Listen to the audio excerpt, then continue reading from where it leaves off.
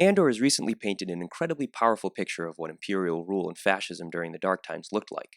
In my opinion, it is an incredibly necessary and important thing to do in Star Wars, lest we treat the Empire as purely cartoon villains and not the serious, real threat that they represent in ideology in our real world. In recent years, especially on screen and new canon, we've seen new military campaigns, an underground railroad for the Jedi, and a generally dystopian, hopeless depiction of what the average citizen dealt with during the occupation. But there's a short story that came out in 2015 that showed the horrors of the Empire in an all too real and dark way. This is the story of 1,000 Levels Down by Alexander Freed, a canon tale of the aftermath of Alderaan's destruction, known as the Disaster, and how it affected the Alderaanian immigrants, specifically on Coruscant. The riots hadn't started as riots. They'd begun as vigils, a way for the people of Level 3204 to grieve for the missing and dead in the wake of the disaster. Hundreds of locals packed together in the streets, bringing holographic snapshots, handwritten letters, and children's toys to makeshift monuments in parks and community centers. As days passed, however, and official statements and pirate news feeds converged on a common truth, the anguished wails became cries for justice and revolution. The planet Alderaan was gone, destroyed by the Emperor for crimes no one understood. The Alderaanian people, first and second generation immigrants who had shops and restaurants and houses on 3204, who celebrated Coronation Day and imported their favorite fruits from a planet they rarely visited, were alive and frightened and angry. The rest of Coruscant nervously stayed inside. It didn't take long for the official narratives to start crumbling under the weight of scrutiny. It didn't take long after that for the Alderaanians living in Coruscant to start demanding answers in the street. And, of course, it didn't take long for those protests to devolve into riots, for the Empire to start using deadly force.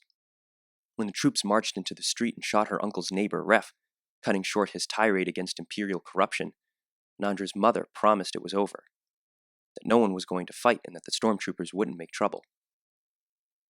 "You and Santico will be safe," she said with a faded smile over breakfast, as she absently bent a spoon in her hands. Not long after this use of deadly force, the stormtroopers started appearing at Alderaanians' doors with the task of relocating occupants of the Alderaanian levels to designated living spaces under the guise of safety, in effect rounding up Alderaanians and forcibly interning them. Our story focuses on Anandra and Santigo, a sister-brother pair on the run from these roundup efforts, making their way down into the belly of the beast that is the urbanized, cannibalized Coruscant in search for anyone who could help them. When the stormtroopers came to the door of Anandra's apartment, Anandra and Santigo were huddled in the empty fluid bucket of a cleaning droid floating outside their bedroom window. The droid normally washed the building once a week. It had already come 2 days before, and Anandra guessed she had her neighbor to thank for its change in schedule. Anandra heard her mother open the door. She heard the static of a stormtrooper's voice. Then she felt the cleaning unit carry them away. And she put an arm around Santigo and tried to focus on her mother's instructions. They were to go to level 3108 and find an old friend of the family. Their mother would meet them, and they'd all leave Coruscant together. As they make their way down into the chaos that is Coruscant, you can't help but notice how relatively unaffected everything else is around them. These two children, alone, scared, desperate, running from the regime that wants to capture them for the only crime of being Alderaanians, and the people they encounter offer excuses for some kind of work that could benefit the stranger they're approaching. Your world might be gone, but mine is still turning. While in search of the next person who might be able to possibly help them, Anandra encounters a stormtrooper on a catwalk, one who identifies her facial scan and runs her down. "Facial ID confirms you're Anandra Milan, age 16, 3204, resident scheduled for relocation. Pre-convicted of juvenile non-compliance. You'll receive a fair hearing, taking into account age and psychological state." "You going to stand there? Or are you going to arrest me?" Anandra asked. To her surprise, she felt calm, almost giddy. The stormtrooper glanced behind him, then back at Anandra. "Come on, kid. You got a raw deal. It's not the end of the world." After a brief scuffle, she was on the ground and looking up at the stormtrooper's unhelmeted face, the face of a scarred, middle-aged man who vaguely reminded her of her uncle. Tired, wearied conscripts, almost unwilling to perform the atrocities the Empire demands of them, only to be the ones that pay the price in the field. After being saved from the encounter by a helpful Herjlik, her and her brother are brought to level 1782, a trip over 1,000 levels down to find a community living secret in the wreck of a starship. Men and women began to emerge from the hull, observing with cautious interest. Mon Calamari didn't look away from Anandra. "Mon Calamari," he said, tapping his chest. "Empire takes." Then he gestured behind him. "Herjlik, Empire takes."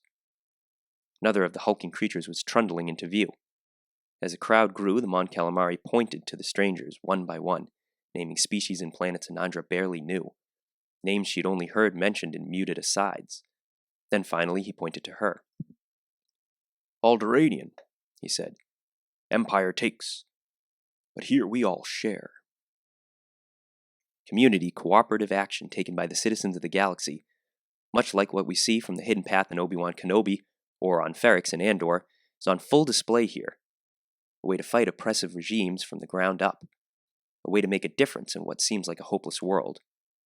Conscripts, people who could be your neighbors, uncles, friends, tired and forced to do the system's bidding, to follow orders lest they end up in a prison like we see in Solo or Andor. In a bleak and dreary Coruscant, where riots are put down in the streets with deadly force, and an air of dissent and unrest from the people is rising to the top, especially in a time with an active, unified rebellion. We don't know what happens to Anandra and Santiago after this. No more short stories were written by Alexander Freed about these characters. Did they join the rebellion proper? Did they make their way home? Did they make their home in the downed starship amongst the other wrong citizens of Coruscant? Did they ever see their mother again, who was supposed to meet them after the stormtrooper came to their door? Did they ever get to see new Alderaan, built from the scraps of the first Death Star donated to the Alderaanian people by the New Republic? I'm not sure we're ever meant to know exactly what became of these characters. The story, the way we see it, serves as more of a snapshot of the Empire's cruelty.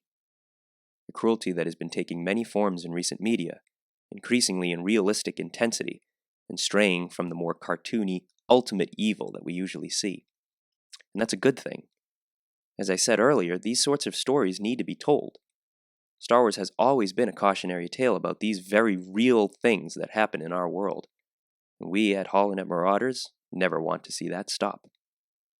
See you next time.